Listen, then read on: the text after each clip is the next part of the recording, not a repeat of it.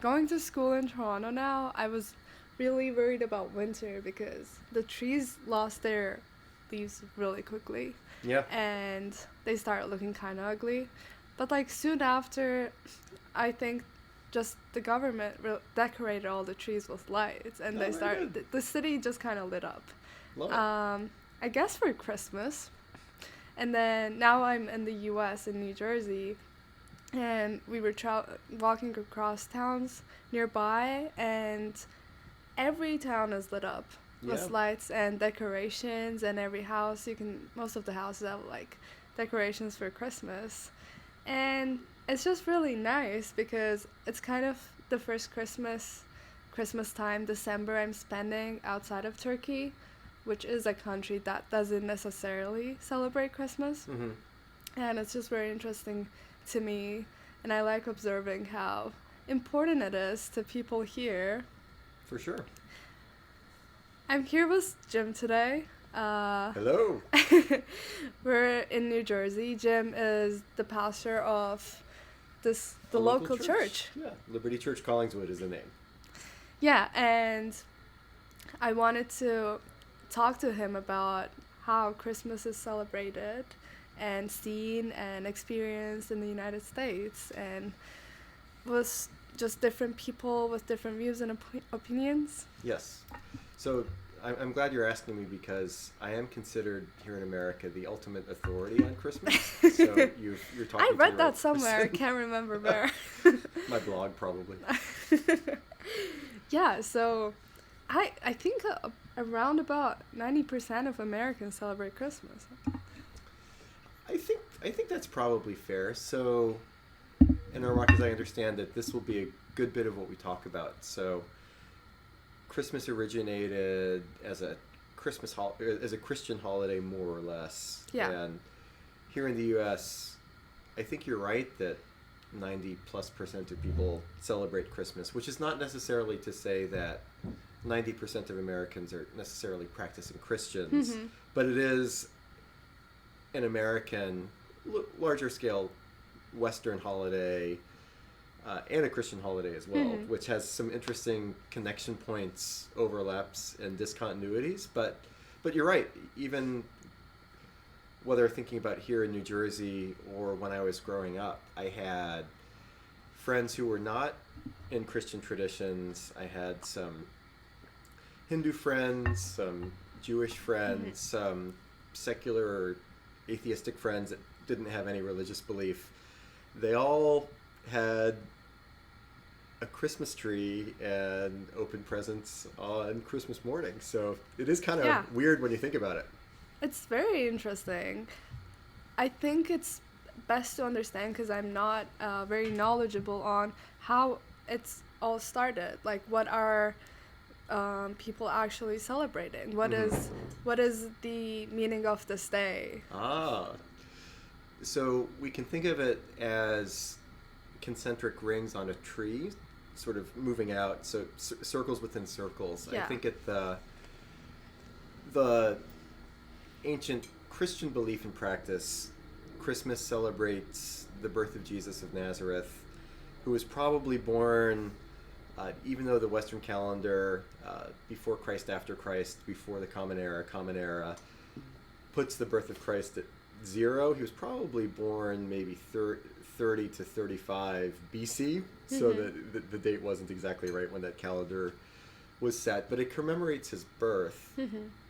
And that is a annual rhythm within the Christian church from very ancient days, where every year, if according to the scriptures, Christians believe that Jesus is the center of God's plan and the main thing about what the scriptures reveal about God, his love for us, his plan to save us, and all of that sort of thing. Jesus is at the center of it, and so it's an opportunity around the world for Christians to kind of get back to the center of their story. And from ancient times, that's what Christians would practice. And as Christianity became prevalent in the West from ancient times, Roman Empire, Middle Ages, Renaissance period.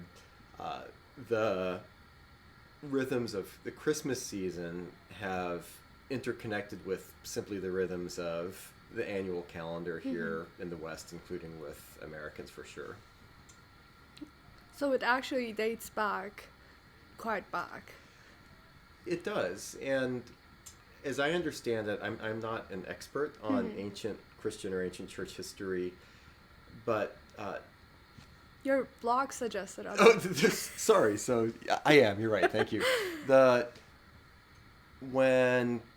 Before Christianity became the official religion of the Roman Empire, close to 400 years AD after Christ, the Christians were at different points persecuted by the Roman Empire, not all the time, but periodically, and Christians began to sync up or align their Christian holidays with pagan holidays, simply because you were off and you didn't have to work. So, as I understand it, there is some ancient Roman rhythm of some sort of winter break that aligned with I see. the Christian Christmas over time for the sake of being able to celebrate with a little bit less fear of Rome breathing down your neck. But apparently Christian scholars, as best they can tell, believe that Jesus was born in Bethlehem in the summertime, not in the wintertime. Oh. But that was discovered centuries after. So they couldn't really change change everything. Right, yeah. Oh, that's very interesting. True. So, and there's a lot of, not just secular Christmas music, but also a lot of Christian music and Christian hymns sung in churches around Christmas time that speak of the cool winter air and the. I can't really imagine a Christmas in the summertime. Well, in the southern hemisphere, it's like this every year, but but here in the northern hemisphere, a hot Christmas seems like a contradiction in terms a little bit.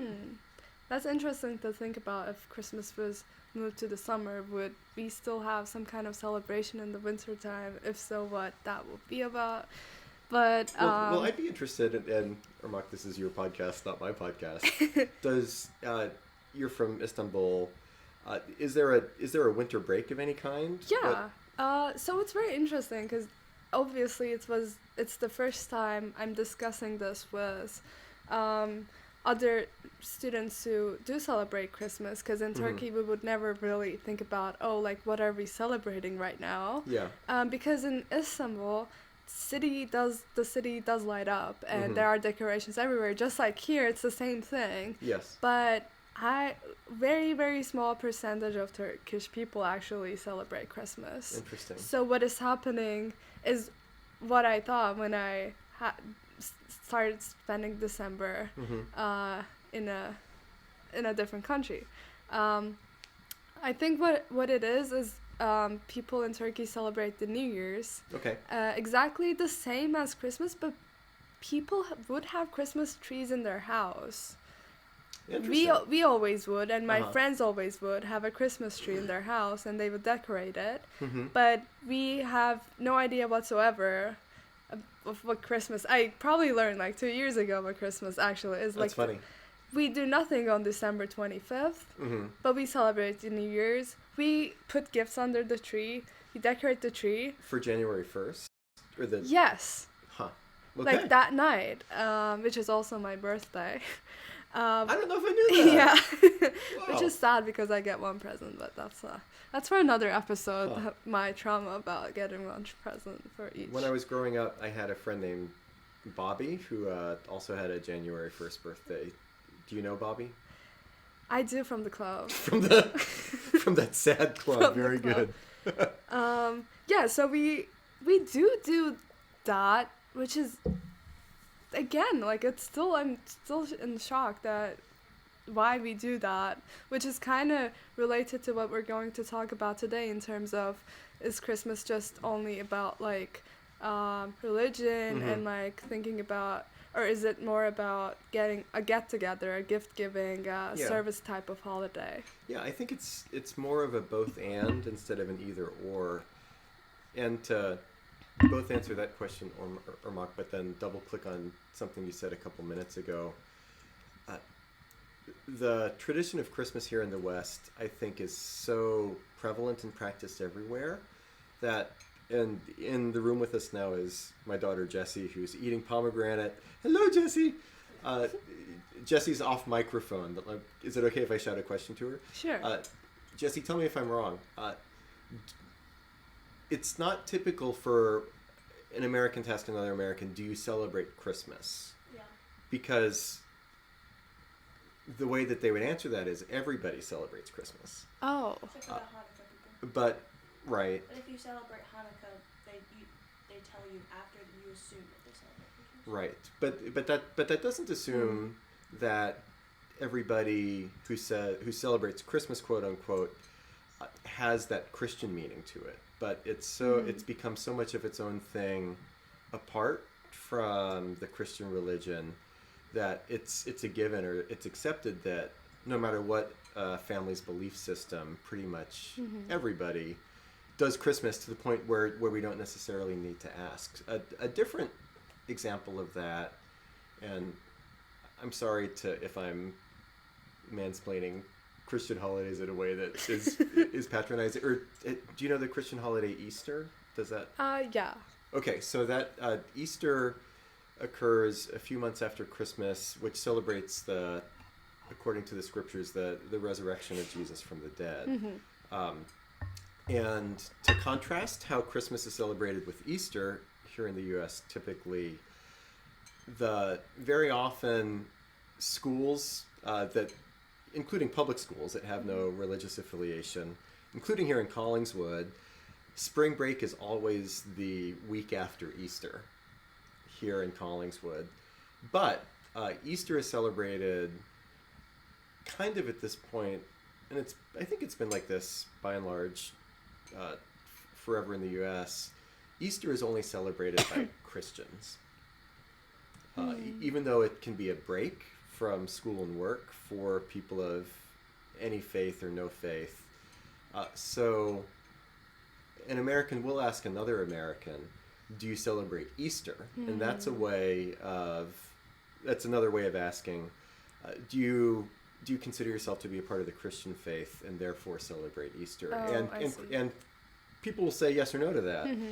But Christmas is so much more popular in practice that there is not the same question. Do you celebrate Christmas? Because the assumption is of course we do. I guess with a few exceptions, but by and large. Yeah, I guess that's in line with what I said about Turkish people. Right.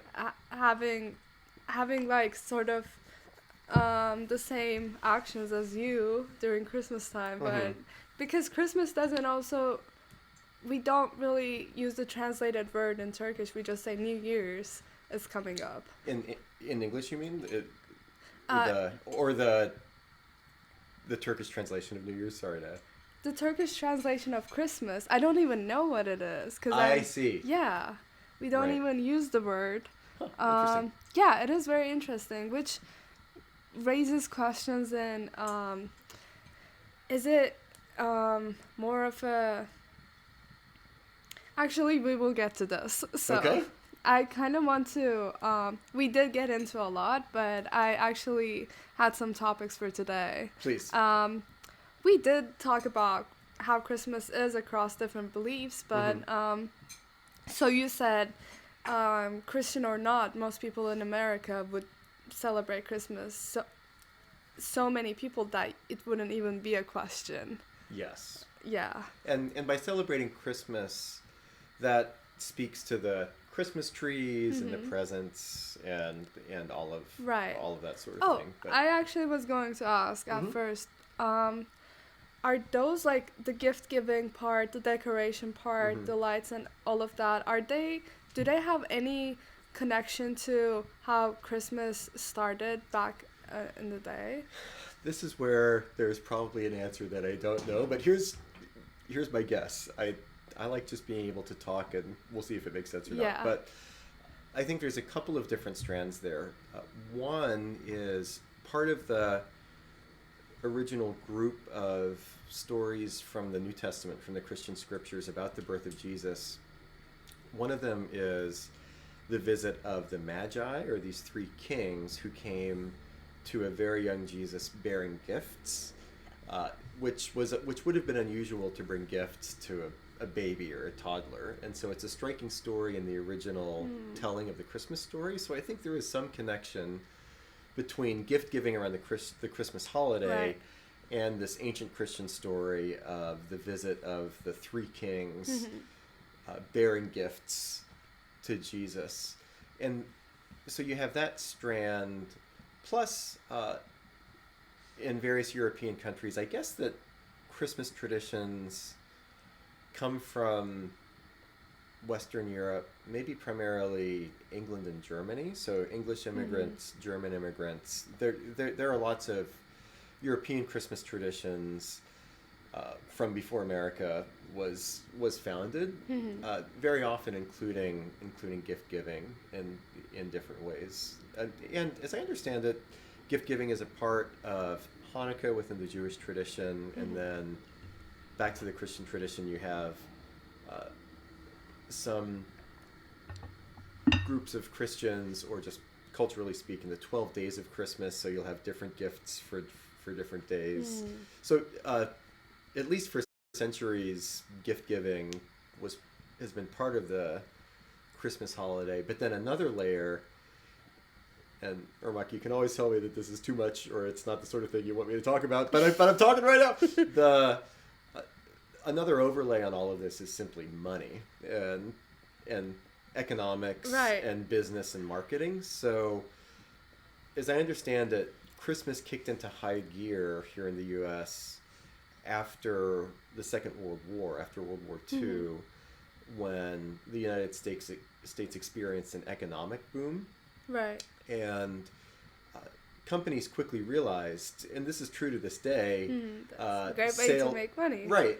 Sales are always more in November and December into the new year, because that's when people spend a ton of money, either on other people or themselves. And so much advertising, Right. and marketing, and special sales and promotions have been attached to the holiday for generations now.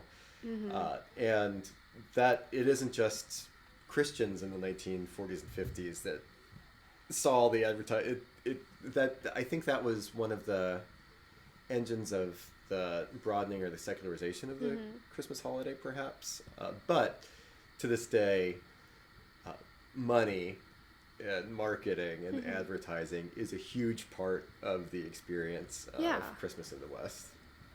That's actually something I wanted to talk about right after my previous question, because I read some articles about like how, well, this was like a year ago, but how some Eastern practices are being commercialized, like yoga, like meditation, like those are like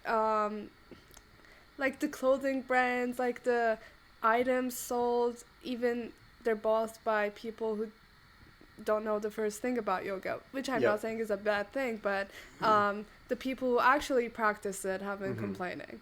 Yes. So I have a question. As a person who is working closely with religion, does this, like, commercializing Christmas like this seem like a problem to you? Is it taking away from the original meaning, or is it diluting? What do you think? That's a good question. I think that phenomenon is true. So Western culture and economy, plus globalization, plus social media, just consumes everything in its path in lots of different ways, including one of the early adopters, or things that was adopted by that Western hegemony, was Christmas. But for my own part, I'm 100% okay at many levels with, you don't have to be a Christian to celebrate Christmas. Everybody's welcome to take a break, buy presents for one another. And I think it's not just within Christian circles that attached to the holiday, this is another both and, uh, a lot of buying for yourself, buying for your friends, buying for your family, a ton of consumerism. But then also there is an impulse to give around the holidays and be generous and serve others and be for mercy and justice, not just for yourselves. From a cynical perspective, that's very much secondary to the primary me consumerism, but not completely. And so there is an impulse to think beyond ourselves when it comes to Christmas here in the West. All that stuff is great. If I would be concerned, it would not be for people that are not Christian celebrating Christmas. It would be more of a local thing for me where, more specifically, even for people at my church, I would hope that for them, Christmas is more than just the commercialism and the consumption. Yeah. That for those who at Liberty Collingswood describe themselves as followers of Jesus, I hope that they very much are returning to the center of the Christian story, worshiping Jesus, diving back into the scriptures, rededicating themselves to prayer and generosity and giving. So totally okay for everybody to practice Christmas however they want, regardless of religious affiliation. But for those that do consider themselves followers of Jesus, there is this other level that I think, for myself as a follower of Jesus, Jesus calls me not just to be a good consumer in the holiday season, but to be one that remembers the center of the story and what the origin of the holiday is supposed to be. That's actually very related to what I was wanting to get at. So do you and your family have a special way or a tradition in celebrating Christmas, a way that maybe also connects with that deeper level that you talked about? Different things at different times. So both at our church and within our family, we offer during the Christmas season, which is also in Christian circles called Advent. Advent goes back to a Latin word for arrival, remembering the arrival of Jesus, his birth. We'll give out special prayer materials for Christian devotion that count down the days of Christmas with specific Christmas readings. And our family, at different times, we're not doing it specifically this year. It's harder as our kids have gotten bigger, and Ermak, as you're staying with us for another few days, kids are always coming and going, and, and everybody has a different schedule. But we've celebrated. Actually, we had candles for dinner tonight. But there is specific what we call an Advent wreath, which is a set of 4 candles that Christians can use, 1 candle for each week of the Advent season of December. And so we've had specific scripture readings with a candle lighting and a prayer. And then also our church gives specific opportunities for giving and service during the holiday that we try to practice as ways of devotion to Jesus too. Like there's something tomorrow, right? There is, yeah. It's a way of serving refugees in our midst tomorrow. Yep. Yeah. So your idea of spending Christmas is also very much focused on giving, as much as consuming, or even more. I hope so. Even more, yeah. And there's overlap too, Ermak. So typically Christian worship services occur on Sundays, Sunday mornings. Most Christian traditions will, whatever day of the week December 24th is, the day before Christmas, Christmas Eve, there will be a special Christmas Eve worship service for that day or that evening to commemorate Christmas in a special way. For the Angehr family, at the churches that I've pastored, we've had these Christmas Eve services, which is very directly a Christian aspect of the holiday for us, but typically That'll be a nice family meal Mhm. when we'll go out to a restaurant, right, Jesse? We'll get dressed up a little bit, and typically we'll go into Center City and have a nice in Philadelphia. That way, I guess, have have a nicer meal and uh, to try to commemorate Christmas as special and different Yeah. than just any, not only just any day, but not just any holiday either. But there is something particular and special about the Christmas holiday. Oh, so you do think it's unique among other holidays, such as Yes. Thanksgiving? It's I just checked again. It's the most celebrated holiday Okay. across the U.S. Yeah, I don't know. Could be Thanksgiving, Memorial Day, or other Sure. holidays that you might have. I'm not very Yep. familiar. So typical American, and Jesse, tell me if I'm forgetting major American holidays, but we do celebrate New Year's. Yes. And then, I mean, more minor ones, maybe like a Valentine's Day or an Easter, but then 4th of July, Yes. which commemorates America's independence from England, is a major one that's celebrated. And then Halloween Hmm. and Thanksgiving might be the main ones. It is interesting that of those, Easter and then Christmas are the two holidays specifically tied to Christianity. But then, yeah, we have some of these others too. So they're all celebrated, but I Yeah. think Christmas is probably the major one. It does seem to be the major one since a lot of non-Christian countries or countries with less Mhm. Christian people or East non-Western countries. I mean, Turkey isn't necessarily a Western country. It's where you can still see clues of Right. it being celebrated. Yes.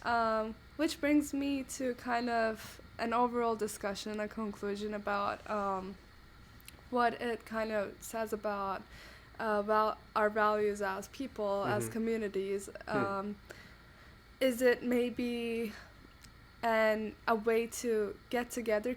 Because it's also a time where people go and be with their families, right? It's also, if your kids are away and if you have grown old, they can't, would they come Yes. back to, yeah. Yep. They go home and kind of spend time with family. Maybe one of the reasons it might be like a widely celebrated and a holiday that's still going on very strongly could be maybe it satisfies some of our needs in terms of just being human. Would you agree with that? Very strongly. So